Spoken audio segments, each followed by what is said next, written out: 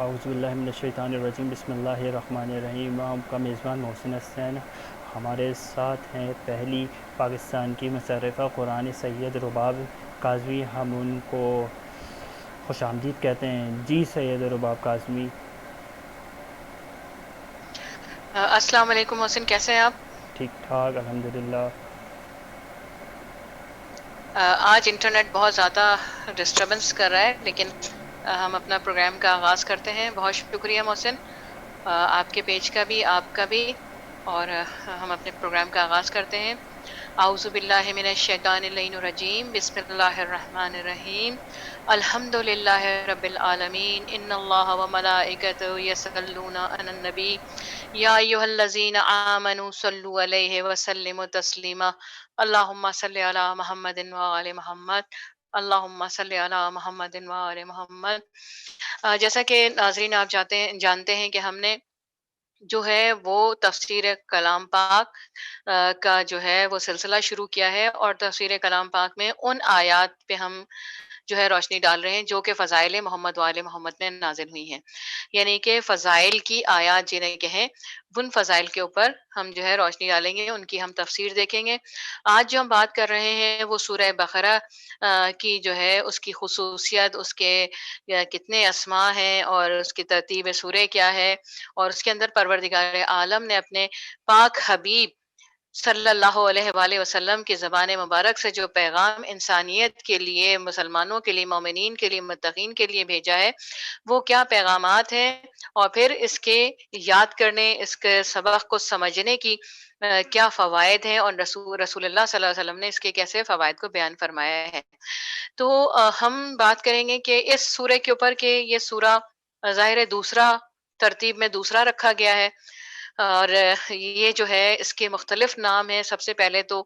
جو ہمارے سامنے سب سے زیادہ نام لیا جاتا ہے وہ سورہ بقرہ کہا جاتا ہے، یعنی کہ گائے والی سورہ کہا جاتا ہے۔ اسے جو ہے نا گائے والی سورہ کہا جاتا ہے، کیونکہ اس میں جو ہے گائے کا ذکر آیا ہوا ہے، اور حضرت موسیٰ کے زمانے میں جو مردہ کو زندہ کرنے کے لیے جس قسم کی گائے کی ضرورت تھی، اور اس کے گوشت کا کچھ حصہ لگا کے جو ہے وہ مقتول کو زندہ کیا گیا تھا، اس کے متعلق اس کے اندر بیان موجود ہے، اور اس کی کوالٹیز، گائے کی کوالٹیز کیا تھیں، کس طرح کی تھی، کس رنگ کی تھی، کس نسل کی تھی، اور کون سا حصہ اس کے جو ہے وہ جسم کا لگانا مقصود تھا مقتول کے، کہ مقتول زندہ ہو جائے۔ تو یہ دیکھیے کہ پروردگار اگر عالم چاہے تو گوشت کے لوتھڑے میں بھی زندگی عطا کر دیتا ہے، زندگی دے دیتا ہے، کہ صرف جو ہے اس گوشت کے لوتھڑے کو مقتول پہ جب لگایا گیا تو وہ مقتول زندہ ہو گیا۔ اور پھر کیا ہے کہ ہم اس کے متعلق آگے چلیں گے کہ اسے سورہ بقرہ اسی لیے کہا جاتا ہے کہ حضرت موسیٰ کے دور میں جو واقعہ پیش آیا، اس واقعے کی یونیکنیس کی وجہ سے اس سورہ کا نام بقرہ رکھا گیا۔ پھر اسے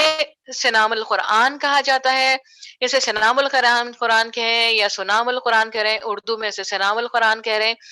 اس سورہ کا نام سنام القرآن بھی ہے، اور اسے سنام القرآن اس لیے کہتے ہیں کہ سنام سے مراد بلندی ہے، اور یہ سورہ بھی رفیع اور بلند ہے،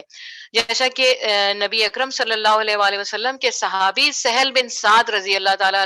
نے بیان فرمایا کہ نبی اکرم صلی اللہ علیہ وآلہ وسلم نے ارشاد فرمایا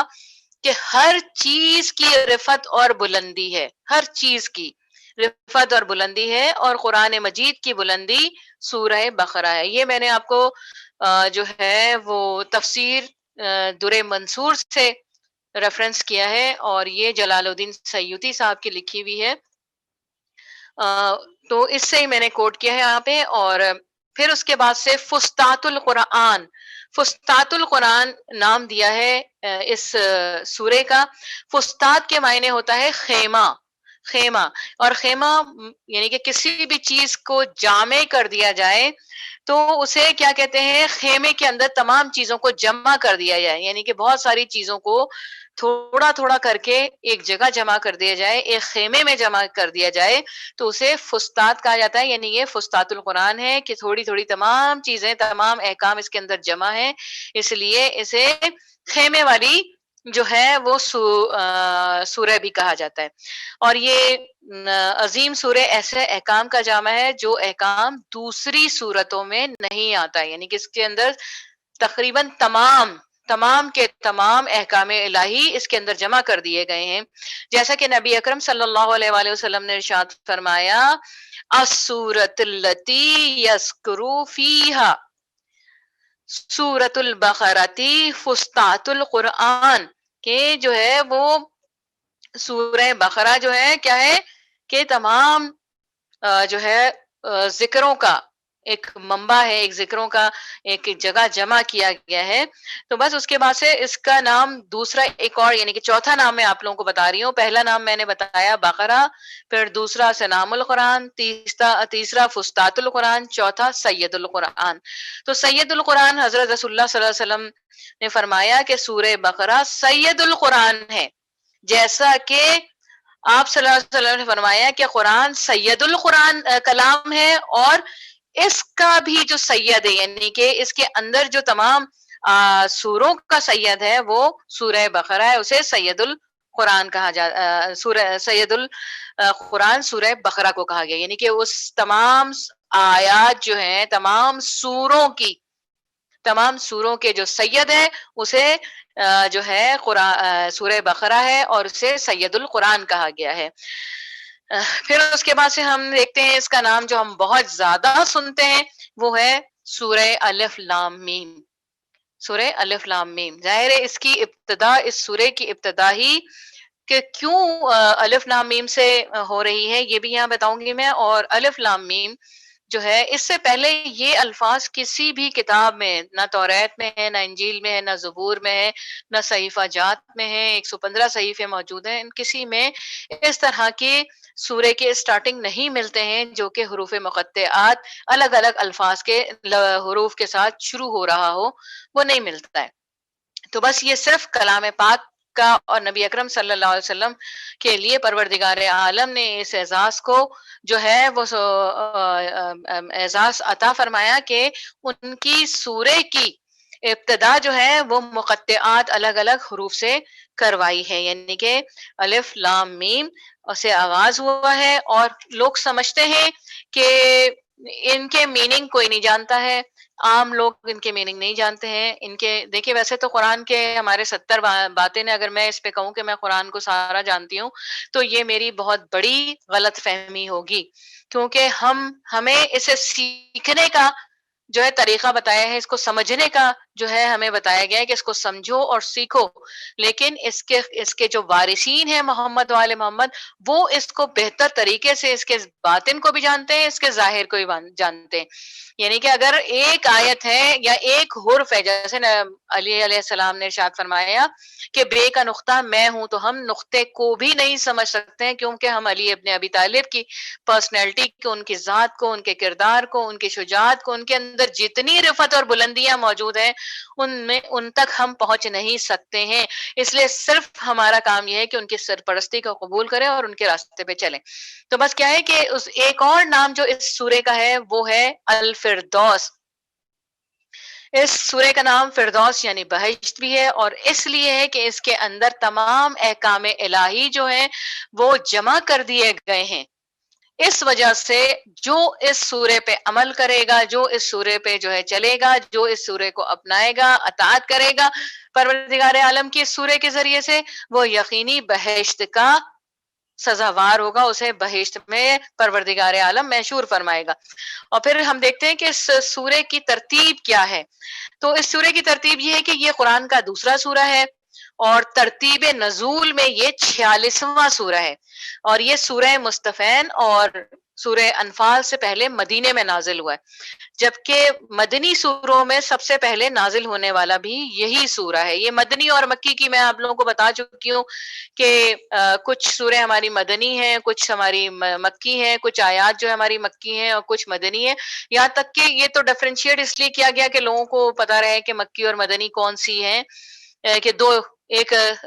ہجرت سے پہلے اور ایک ہجرت کے بعد۔ لیکن بہت ساری ایسی ہیں کہ جنگوں کے درمیان بھی سورہ نازل ہوئی، آیتیں نازل ہوئی ہیں، اسی طرح سفر میں بھی نازل ہوئی ہیں، اسی طرح سے جہاں جہاں نبی صلی اللہ علیہ وسلم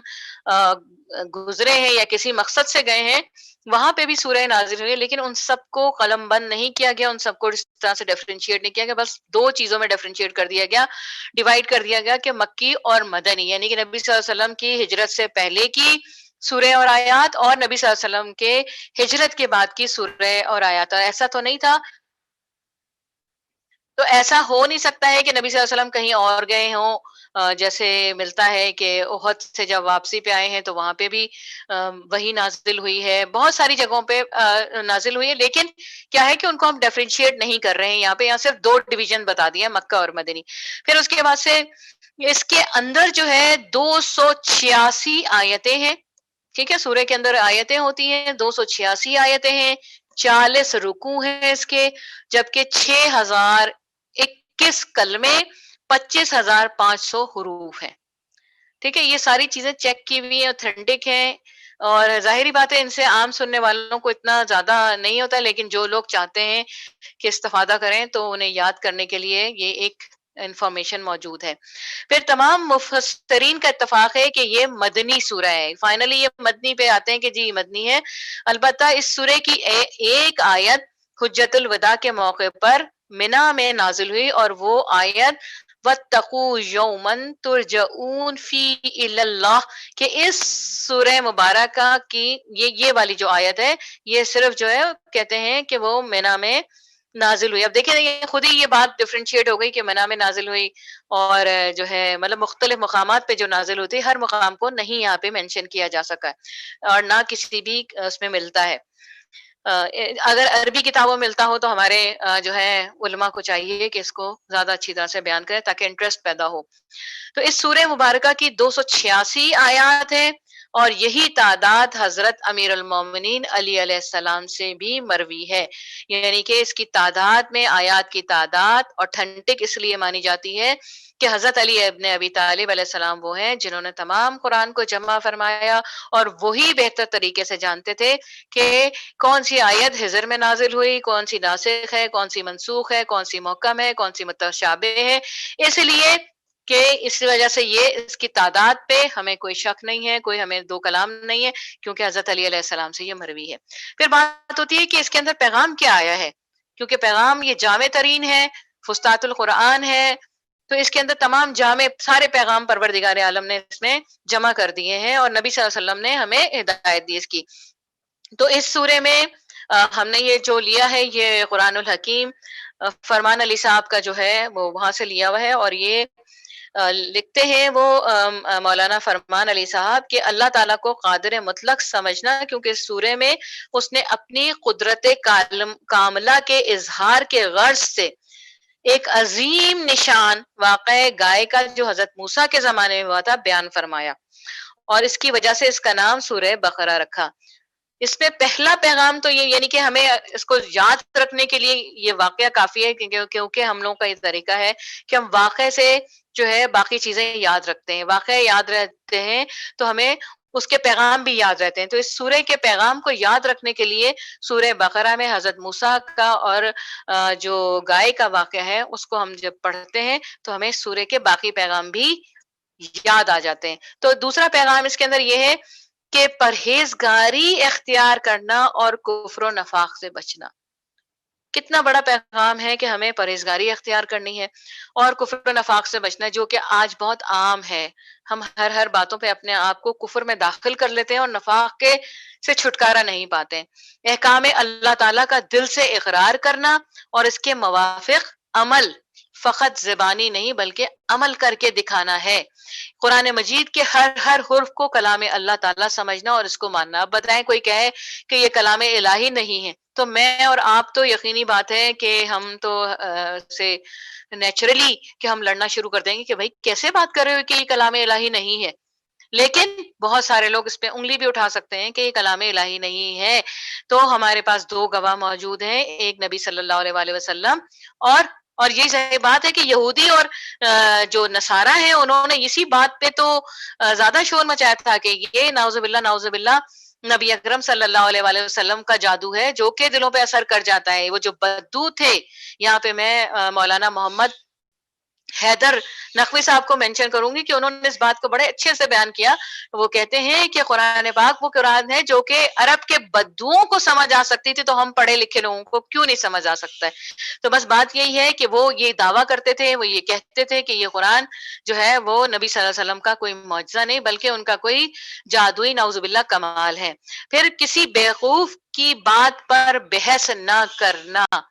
अब बताएं, हमारे यहाँ बहुत आसानी से उंगलियां उठा दी जाती हैं कि ये क्यों और ये कैसे क्यों है। तो उस पे क्या है कि वो बेवकूफ है ना, कि अपने आप की बात को समझता नहीं है, अपने मौजू को देखता नहीं है और खामखा उंगली उठाना अपना शेवा बना लेता है, तो वो यकीनी बेवकूफ है।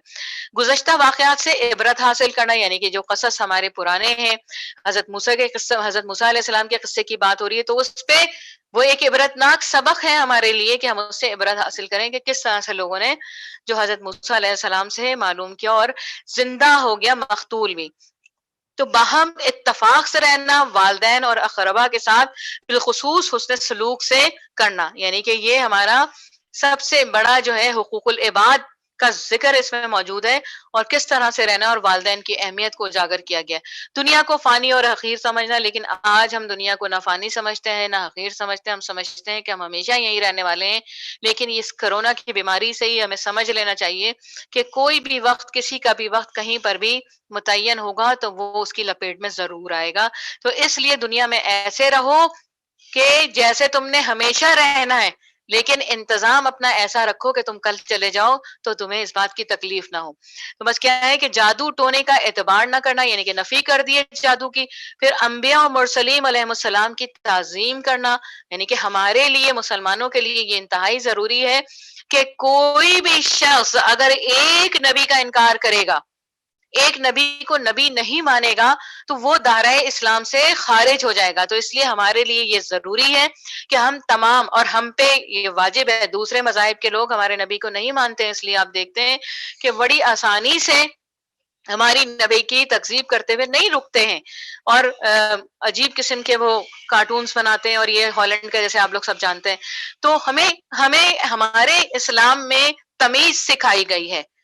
हमारे इस्लाम के अंदर जो है वो तरीका सिखाया गया है, सलीका सिखाया है, जिंदगी का, बंदगी का तरीका सिखाया गया है। तो आप जब देख सकते हैं कि हमसे, हमारे नबी से पहले गुजरे हुए नबियों की भी इज्जत हमें करनी है, उनकी तकरीम करनी है, उन पे ईमान लाना है कि उन्होंने परवरदिगार आलम का पैगाम पहुंचाया है, और हमारे बाद जो आइम्मा आए हैं उनका भी हमें जो है इत्बा करना है, उनकी विलायत पे, उनकी सरपरस्ती पे यकीन करना है, तो हम मुकम्मल मुसलमान बनेंगे। जो इनमें से एक को भी तर्क कर देता है वो मुकम्मल कहा जाए वो इस्लाम के दायरे से खारिज हो जाता है। बाकी परवरदिगार आलम बेहतर जानता है कि किसके लिए क्या बेहतर है। फिर फरिश्तों का वजूद मानना, आप देखिए फरिश्ते तो हमें नजर नहीं आते,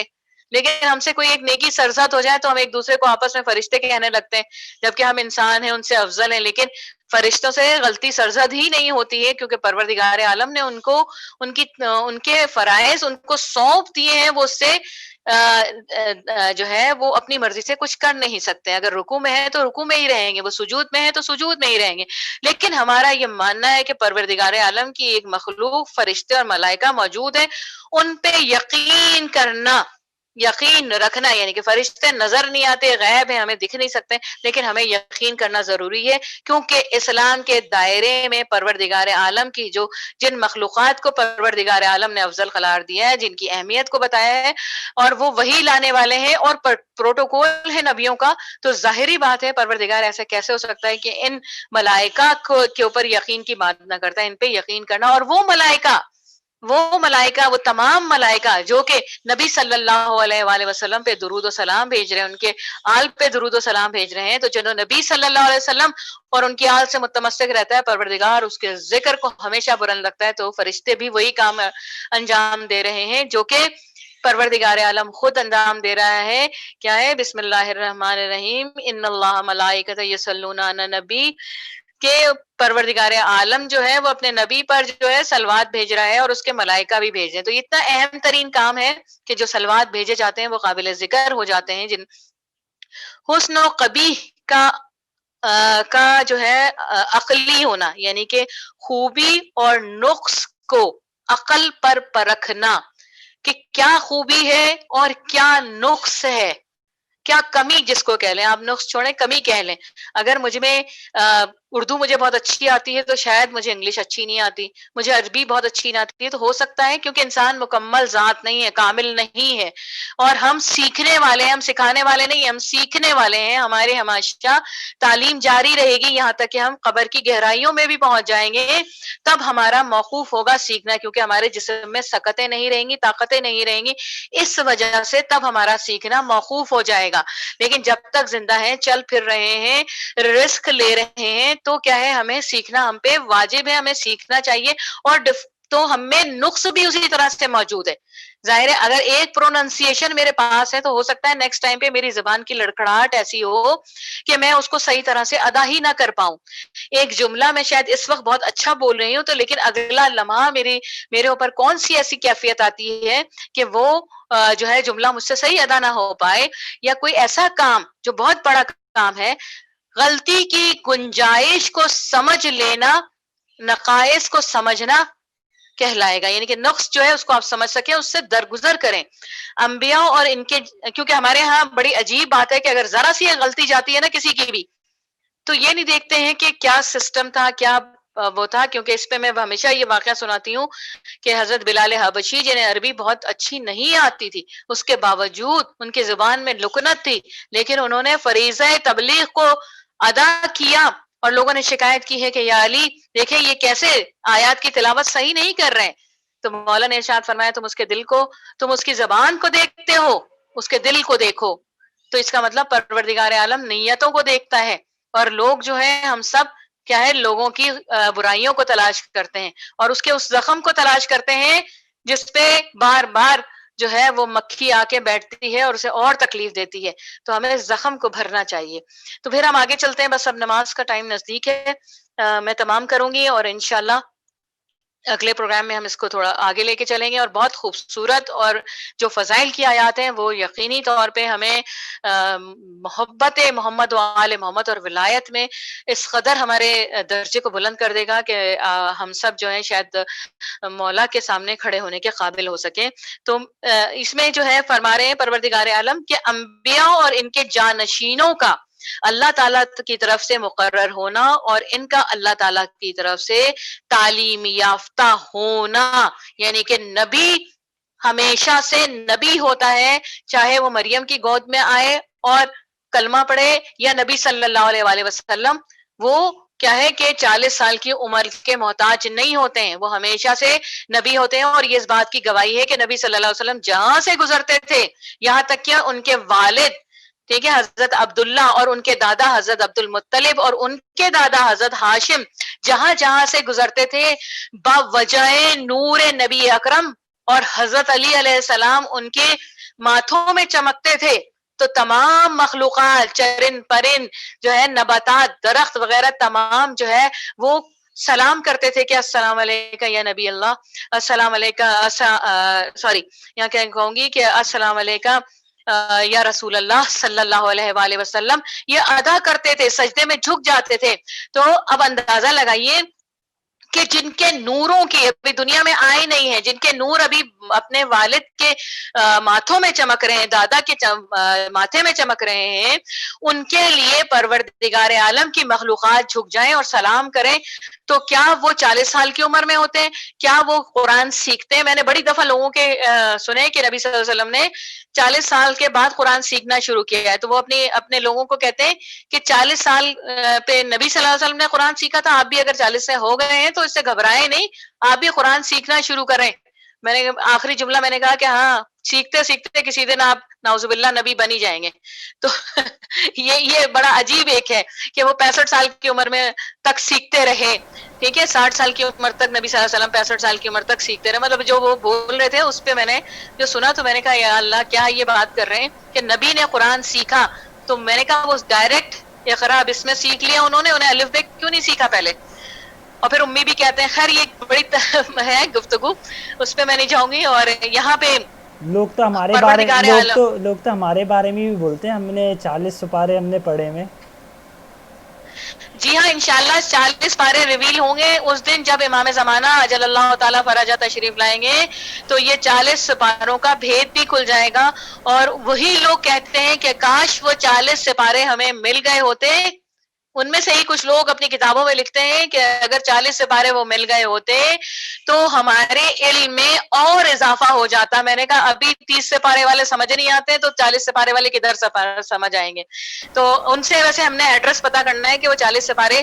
انہوں نے کہاں رکھے، ہمارے والے تو ہمیں پتہ ہے کہاں ہے۔ ہمیں بتایا وہ 40 سپارے ہمارے امام زمانہ اجل اللہ تعالیٰ فرجہ کے پاس موجود ہیں۔ تو کیونکہ اگر یہ 40 کہہ رہے ہیں تو پروردگار کے ہاں 40 دن کی بڑی اہمیت بھی ہے۔ ہم 30 پہ کیوں رکے رہے ہیں؟ ٹھیک ہے، 40 کی بڑی اہمیت ہے اور 40 میں بڑا کچھ چھپا ہوا ہے۔ تو یہاں پہ میں بتاتی چلوں کہ اسی سورے کے اندر خانہ کعبہ کو لائق سجدہ سمجھنا، اب کوئی آ کے کہے نعوذ باللہ اس خانہ کعبہ کو آپ لوگ کیوں سمجھتے ہیں؟ ہے کوئی انگلی اٹھا سکتے ہیں نا کہ آپ لوگوں کو کیا ضرورت ہے کہ اس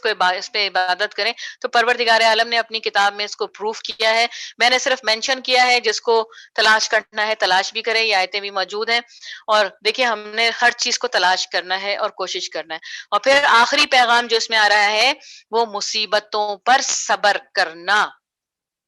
ٹھیک ہے؟ اور مصیبتیں نہ، اگر کسی مومن پہ 40 دن تک کوئی مصیبت نہ آئے تو اسے آپ مومن نہیں سمجھتے۔ اور کیا ہے کہ اگر اس پہ کوئی مصیبت نہ آئے، کوئی جو ہے پریشانی نہ آئے تو اس کے جو ہے پروردگار عالم اس کو سمجھ لینا چاہیے، اس کو سمجھ لے۔ اماموں کا قول ہے کہ اسے سمجھ لینا چاہیے کہ پروردگار عالم اس سے ناراض ہے، کیونکہ آزمائش کا حق صرف پروردگار عالم کو ہے۔ پروردگار عالم ہی انسان کو آزما سکتا ہے، میں اور آپ نہیں۔ ہم تکلیفیں دے سکتے ہیں، ہم تکلیفیں دے سکتے ہیں، ہم جو ہے۔ اور یہ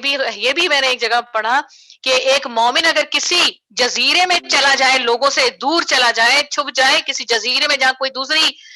دوسرا مومن، کوئی اور انسان موجود نہ ہو، تو پروردگار عالم اس کی آزمائش کے لیے ایک بندے کو وہاں پہنچا دیتا ہے جو اس مومن کی آزمائش کا باعث بن جاتا ہے۔ تو ہم سب بھی ایک دوسرے کی آزمائش کا باعث ہیں۔ کوشش کریں کہ وہ بنے جن کی آزمائش لی جاتی ہے، وہ نہ بنے جن سے آزمائش لی جا رہی ہے، جو آزمائش کے لیے مقرر کیے جا رہے ہیں کہ تم اس مومن کا جو ہے وہ اس کا حساب کتاب کرو۔ تو بس اس کے ساتھ ہی میں پروردگار عالم کی بارگاہ بس ایک چیز اور بتاتی چلوں، اس کی امپورٹنس کی، اس کی خصوصیات کیا تھی کہ جب جو ہے یہ رسول اللہ صلی اللہ علیہ وسلم نے بھیجا ہے لوگوں کو کہ کون جو ہے مدینے سے جائے گا اور جا کے تبلیغ کرے گا اسلام کی، تو بہت سارے اپنے اصحاب کو بلایا اور ان سے پوچھا کہ تمہیں کون کون سی سورہ یاد ہے؟ تو اصحاب نے بتایا مجھے فلاں فلاں فلاں، لیکن ایک نوجوان نے کہا کہ مجھے سورہ بقرہ یاد ہے۔ تو نبی صلی اللہ علیہ وسلم نے کہا کہ تم جا کے تبلیغ اسلام کرو، کیونکہ یہ سورہ مکمل سورہ ہے، اس میں ہر احکام ہے، ہر حکم موجود ہے، اور اس کی تبلیغ کرو۔ اسے بھیجا نبی صلی اللہ علیہ وسلم نے۔ تو بس میں اس کے ساتھ ہی پروردگار عالم کی بارگاہ میں دعا کرتی ہوں کہ پروردگار عالم ہماری اس کوشش کو اپنی بارگاہ میں قبول فرمائے۔ اور اس وقت ہمارے اور بھائیوں کے اذان کا بھی وقت ہو گیا ہے اور یہ دعا کا بھی وقت ہے، تو میں اپنے پروردگار عالم کی بارگاہ میں دعا کرتی ہوں کہ یہ جو ہم نے نیک کام کیا ہے، قرآن کی تعلیم کو عام کرنے کی بات کی ہے، تفسیر کی بات کی ہے، پروردگار اس کو اپنی بارگاہ میں بحق محمد وآل محمد قبول فرما، اور اس کا جو اجر ہے، اس کا جو ثواب ہے، جو لوگ سننے ان سب کو، اور جو حضرت آدم سے لے کے آج تک پیوند زمین ہوئے ان سب کو بخش دیا۔ اور پروردگار عالم ہمارے گناہان کبیرہ و صغیرہ کو بخش دے۔ پروردگار میرے مولا و آقا امام زمانہ کو صحت سلامتی طول عمر عطا فرما۔ پروردگار جلد از جلد اپنے اذن سے، مولا کے واسطے سے ان کی حکومت کو قائم فرما دے۔ پروردگار ہم مولا کے مشتاق ہیں، مولا کی معرفت ہمارے گزرے ہوئوں کو اور ہمارے آنے والوں کو، اور ہمیں مولا کی معرفت، غلامی اور کنیزی جلد از جلد عطا فرما دے، تاکہ مرتے ہوئے ہم جاہلیت کی موت نہ مریں۔ پروردگار عالم جو لوگ جہاں جہاں اپنے رزق و روزگار کی وجہ سے پریشان ہیں، پروردگار ان سب کو امام جعفر صادق علیہ السلام کے واسطے بہترین رزق اور روزگار عطا فرما دے۔ پروردگار عالم جن گھروں میں حضرت علی اصغر اور بی بی سکینہ کے چاہنے والے عزادار موجود نہیں، ان آنگنوں کو ان پھولوں سے بھر دے جو عزادار حضرت علی اصغر اور بی بی سکینہ سلام اللہ علیہ ہوں۔ پروردگار عالم اس کرونا کی بیماریوں کو، کیونکہ محرم نزدیک ہے اور ہم سب اپنے مولا کے معاملے میں بہت جذباتی ہیں، دور رہ نہیں سکتے، علم کو چھوئے بغیر نہیں رہ سکتے، تابوت کو بوسہ دیے بغیر نہیں رہ سکتے، مجلسوں میں جائے بغیر ہم یہ زندگی گزارنا ہی ایک المناک زندگی لگتی ہے، ایک تکلیف دہ زندگی لگتی ہے۔ پروردگار اس کرونا کی بیماری کو بحق امام زین العابدین علیہ السلام جن جن لوگوں کو ہوئی ہے ان سب کو صحت کاملہ اور عاجلہ عطا فرما دے، الہی اور آمین۔ اس کو اس محرم میں بالکل ختم فرما دے، تاکہ عزاداری امام حسین جو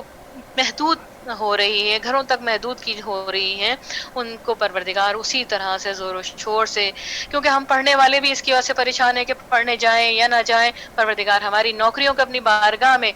امام زمانہ اجل اللہ تعالیٰ فرجہ کی بارگاہ میں قبول فرما الہی پروردگار، آمین۔ ہماری نوکریوں کو بھی، ہمارے اس ذاکری کو بھی، ہمارے اس خطابت کو بھی پروردگار